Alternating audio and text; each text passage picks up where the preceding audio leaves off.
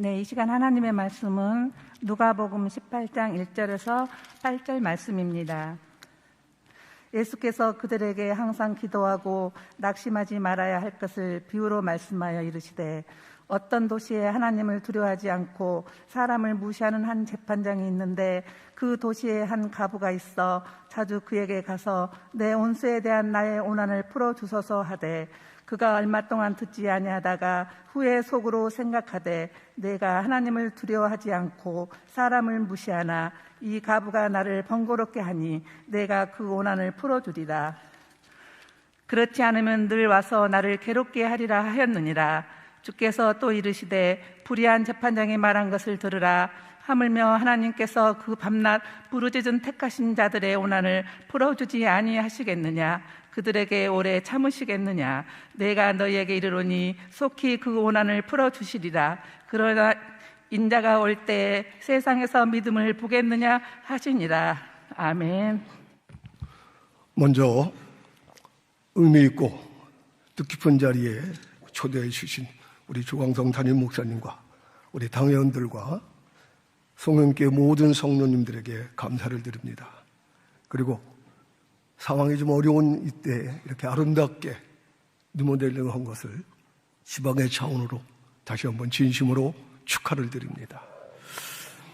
얼마 전 한 칼럼을 보면서 감동받은 글이 하나 있어서 소개하려고 합니다. 벌써 2시간째 그는 거리에 서 있는 빨간 차 한 대를 지켜보고 있었습니다. 지금 그는 우크라이나 수도 키이우에 발이 묶여 있고 폭탄은 여기저기서 터지고 머리 위에서 수시로 미사일이 떨어지고 있습니다. 가족과 함께 방공에 피신해서 있던 그는 상황이 악화되자 키이우를 떠나기로 마음먹었습니다. 하지만 차량도 휘발유도 구하기 어려웠죠. 그때 눈에 띈 것이 엉망이 된 도로에 서 있는 빨간 차 한 대였습니다.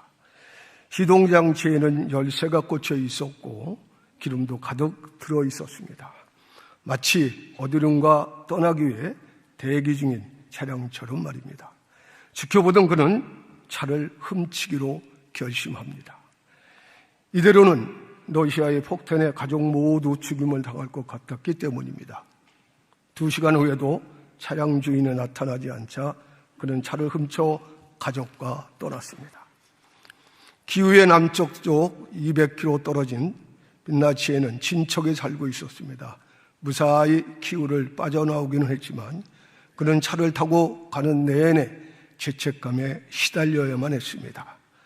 그가 차를 훔친 탓에 누군가 키이우를 탈출하지 못하고 목숨을 잃었을지도 모릅니다. 그는 차를 뒤진 끝에 글로우박스에서 차주의 번호를 찾아냅니다. 미안합니다. 내가 가족을 구하기 위해 당신 차를 훔쳤어요. 전화를 건 그는 떨리는 목소리로 이렇게 고백했습니다. 차주인은 첫 마디에 뜻밖에도 하나님 감사합니다 였습니다. 차주는 주춤대는 그에게 걱정하지 마세요. 내게는 차가 4대가 있었고 우리 가족들은 그중 한 대인 지프차로 이미 탈출했습니다. 그리고 이렇게 덧붙였습니다. 나머지 차를 기름을 채우고 열쇠를 꽂은 채로 각각 다른 장소에 세워뒀습니다. 그리고 글로벌박스에 내 전화번호를 남겼고요. 나머지 3대의 차량에서 전부 연락이 왔어요. 곧 평화가 올 거예요. 몸주의 좀 하세요. 라며 차주인은 누군가 차를 훔쳐주기를 간절히 기도했던 것입니다. 차를 훔쳐 폭탄이 쏟아지는 전쟁터를 탈출하기를, 한 명이라도 더 살아남아 주기를, 그래서 전쟁 없는 세상이 다시 오기를 바랐던 것입니다. 우크라이나 전직 외국인인 올렉산드로 세르보가 지난 5월 2일 빨간 차량과 사진을 함께 트위터에 공유하면서 세상에 알려지기 시작했던 겁니다. 차를 훔친 이가 누구인지, 차량 주인이 또 누구인지, 그들이 여전히 생존해 있는지 아무것도 확인되지는 않지만 이름 모를 우크라이나 차주 이야기는 희망을 품게 했습니다. 21세기에도 죽고 죽이는 전쟁을 계속하지만 그런 절망 속에서도 세상에는 작은 영혼들이 있었습니다. 저는 이 글을 읽으면서 오늘 우크라이나의 전쟁 종식을 위해서 모인, 기도회로 모인 여러분이 이 시대의 작은 영웅이라고 저는 생각합니다. 오늘 여러분의 기도가 누군가의 생명을 살리는 원동력이 되시기를, 또 그것이 기적이 되기를 주의 이름으로 소망합니다. 위기가 곧 기회라는 말을 우린 종종 말을 합니다. 어떻게 보면 길어지는 코로나와 자연의 재앙들을 보면서 지금이 바로 위기 때는 아닌가 생각합니다. 그렇다면 이 어려운 시기를 어떻게 극복하며 어떻게 기회를 만들어야 할까요? 성경에서는 말씀하십니다. 어려운 위기와 상황이 닥칠 때마다 예배와 기도의 자리로 돌아오라고 합니다. 호세아 6장에 보면 오라 우리가 여호와께 돌아가자. 여호와께 우리를 씻었으나 도로 낫게 하실 것이요 우리를 씻었으나 싸매어 주실 것이라. 여호와께서 이틀 후에 우리를 살리시며 셋째 날에 우리를 일으키시리니 우리가 그 앞에 살리라. 호세아 선지자는 이렇게 고백합니다. 우리가 그의 앞에서 살리라. 이 말씀의 의미는 하나님 백성은 하나님 앞으로 나와야 살 길을 찾을 수 있다는 뜻입니다. 그러므로 우리가 위기를 극복하고 살 길을 찾기 위해서는 하나님이 기뻐하시고 인도하시는 예배와 기도의 자리로 돌아와야 합니다. 다시 말해 우리가 예배와 기도의 자리로 돌아온다는 것은 우리의 믿음을 하나님 앞에 보여주는 행위이기도 합니다. 오늘 본문 8절에 보니까 주님은 우리를 향해 이렇게 말씀하십니다. 그러나 인자가 올 때 세상의 믿음을 보겠느냐 하시니라. 이 말씀은 예수님께서 재림하실 때 우리에게 무엇을 보기를 원하시냐면 우리의 믿음들이라는 겁니다. 주님은 우리에게 세상에서 무엇을 이루었느냐, 얼마나 높은 자리에 올라갔느냐, 얼마나 많은 돈을 벌었느냐가 아니라 너희 믿음이 어디 있느냐입니다. 더 많은 관심이 있다는 뜻이기도 합니다. 그래서 주님은 위기상이라고 생각이 드는 순간 그 믿음을 붙들고 기도해서 세상의 희망과 소망의 주기를 바라고 계십니다. 오늘 본문을 보면 위기를 맞는 한 과부의 이야기로 시작이 되고 있습니다. 당시나 지금이나 과부가 혼자 살아간다는 것은 힘든 일입니다. 그런데 뜻하지 않는 어려운 문제로 고민하고 있었던 차, 이 문제를 해결할 수 있는 방법은 오직 재판관이라는 생각으로 재판관을 찾아가게 됩니다. 그런데 재판관은 과부를 무시하고 계속 외면해버립니다. 대부분 사람들은 이쯤 되면 이제 틀렸구나 하고 물러서기 마련입니다. 그러나 과부는 자신을 외면하면 외면할수록 더욱 끈질기게 찾아가 호소하며 재판관도 그의 끈질김에 두 손 두 발 다 듭니다. 그리고 그의 원한을 풀어주지 않으면 더 괴롭게 할 것이라는 걸 알고 결국에는 과부의 억울함을 풀어줍니다. 지금 우리에게 이 과부처럼 끈질긴 기도가 필요할 때입니다.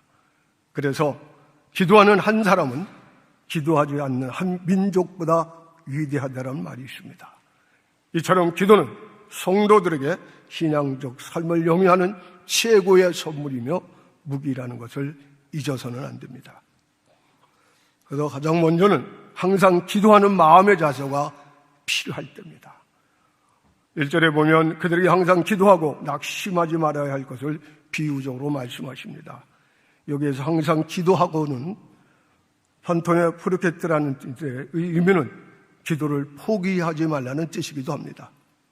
다시 말해서 기도하다가 응답이 서지다고 포기하지 말고 기도하면 반드시 응답이 있기에 절대로 포기해서는 안 된다는 의미가 담겨져 있습니다. 그래서 데살로니가 5장에 보니까 쉬지 말고 기도하라고 말씀하십니다. 이와 같이 기도는 응답되었다고 끝을 내는 것이 아닙니다. 쉬지 않고 기도하는 것이며 더 나아가서는 기도하다가 포기하지 않는 끈질긴 믿음의 자세가 필요한 겁니다. 오늘 이 자리에 모인 우리의 기도가 우크라이나 전쟁을 종식시킬 뿐 아니라 지금 닥쳐있는 모든 어려운 상황들을 바꾸어 놓는 기적의 기도가 되기를 주의 이름으로 소망합니다. 두 번째는 기도하는 사람은 절대로 낙심하지 않는 마음의 자세가 필요합니다. 낙심하지 말라는 원어는 메캉테인데 이 의미는 완전히 정신을 잃지 말라는 뜻이 담겨져 있습니다. 우리 속담에 호랑이에게 물려가도 정신만 차리면 산다는 말이 있습니다. 그래서 낙심은 우리 정신을 소진하는 상태를 말하고 있으며 그 낙심으로 말미암아 우리의 용기와 희망과 자신감 등을 잃어버린 상태를 의미합니다. 그러므로 우리가 잘 알아야 할 것은 우리 낙심된 마음의 상태라 우리에게 주어진 꿈과 사명을 이루는데 가장 큰 적이라는 것을 알아야 합니다. 그래서 과부도 자신의 억울함을 이루기 위해서는 무시하는 재판장을 끝까지 낙심하지 않고 찾아가서 호소했을 때 그 끈질긴 모습에 재판장도 두 손을 들고 해결해 주었습니다. 주께서 또 이르시되 불의한 재판관의 말을 것을 들으라. 하물며 하나님께서 그 밤낮 부르짖는 택하신 자들의 원한을 부르짖지 아니하겠느냐, 그들에게 오래 참으시겠느냐라고 말씀합니다. 우리 조 목사님한테 우크라이나에 기도회를 하신다고 저한테 말씀하시면서 설교를 부탁할 때 참 한쪽으로는 부끄럽기도 하고 지금 우리가 해야 할 일이 무엇일까 가지고 어느 분의 얘기를 들으니까 한쪽에서는 전쟁이 반발하고 있음에도 불구하고 우리는 아무 의식 없이 살아가는 우리의 모습들을 바라보면서 분단의 아픔을 갖고 있는 이 땅에 우리가 해야 할 것 다시 한번 하나님 앞에 부르짖는 것은 아니겠는가 생각이 됩니다. 오늘 이 자리에 모인 사랑하는 성도 여러분, 기도는 하다가 멈추는 것이 아니라 주님이 나를 부르는 그날까지 하는 것이 기도의 사명입니다. 이 기도가 어려운 위기를 닥칠 때마다 위기를 극복하고 위기를 넘어서서 승리의 깃발을 꽂는 복된 기도가 되기를 주의 이름으로 소망합니다. 그러게 마지막 끝까지 믿음을 잃지 않는 기도의 자세가 필요합니다. 주님은 근본적으로 한 과거의 모습을 보시고 말씀합니다. 그러나 인자가 올 때에 세상의 믿음을 보겠느냐 하시니라. 어떻게 보면 이 말씀은 마지막 때까지 자신들의 믿음을 지킬 자가 없다는 의미심장한 말씀이기도 합니다. 디모데후서에 보니까 너는 이것을 알며 말세에 고통하는 때가 이르라. 사람들이 자기를 사랑하며 돈을 사랑하며 자랑하며 교만하며 비방하며 부모를 거역하며 감사하지 아니하며 거룩하지 아니하며 무정하며 원통을 풀지 아니하며 모함하며 절제하지 못하며 사나우며 선한 것을 좋아하지 아니하며 배신하며 조급하며 자만하며 쾌락을 사랑하기를 하나님 사랑하는 것보다 더하며 병건의 모양은 있으나 병건의 능력은 부인하니 이 같은 자들에게서 내게 돌아서라고 말씀합니다. 사도 바울은 우리에게 마지막 때 일어날 증상들을 말하면서 이렇게 얘기합니다. 믿음을 가지고 기도하는 자들이라면 그 악한 자리에 떠나서 주님 앞에 돌아오라고 말씀하시고 있습니다. 왜 돌아와야 할까요? 디모데전서 6장에 보니까 돈을 사랑하면 일만하게 뿌리가 되나니 이것을 탐내는 자들은 미혹을 받아 믿음에서 떠나 마음의 근심으로써 자기를 찔렀도다 하고 말씀합니다. 저는 이 말씀을 묵상할 때마다 깨닫는 게 하나가 있습니다. 우리가 이 땅에 살아가면서 여러 가지 필요한 조건들이 있어요. 때로는 그 필요한 것 때문에 하나님 말씀과는 전혀 무관한 행동을 할 때가 얼마나 많은지 모릅니다. 사랑하는 성도 여러분, 누구나 살아가면서 필요한 것들이 있습니다. 그러나 그 필요한 것 때문에 우리의 믿음이 약해져서 하나님 관계가 멀어지지 않기를 바랍니다. 그리고 하나님께 가장 기뻐하는 기도하고 예배하는 자리를 떠나는 그런 어리석음이 사람이 되지 않기를 주의 이름으로 부탁을 드리겠습니다. 그러므로 우리는 항상 우리의 믿음이 나약해지지 않도록 기도해야 합니다. 그러게 우리의 믿음은 나에게 초점을 맞추는 것이 아니라 항상 주님에게 맞추어 모든 시련을 이겨낼 수 있도록 기도해야 합니다. 그래서 사도 바울은 늘 고백을 합니다. 내게 능력 주시는 자 안에서 내가 모든 것을 할 수 있다 라고 고백합니다. 우리도 우리에게 능력 주시는 자가 있습니다. 이것을 믿고 그것이 가능하다는 믿음을 가지고 낙심하지 않고 기도한다면 우리가 우려했던 모든 것들이 해결되어지고 응답되어지는 기도가 될 줄 믿습니다. 오늘 우리의 기도가 우크라이나 정적을 종식하고 코로나가 종식되고 우리 우려했던 모든 것들이 합력하여 선을 이루는 복된 기도가 되기를 소망합니다. 오늘 이 기도를 통해서 이 자리에 모인 우리 기도를 통해서 이 모든 것들이 회복되고 복된 기도의 자리가 되기를 다시 한번 주의 이름으로 축복합니다.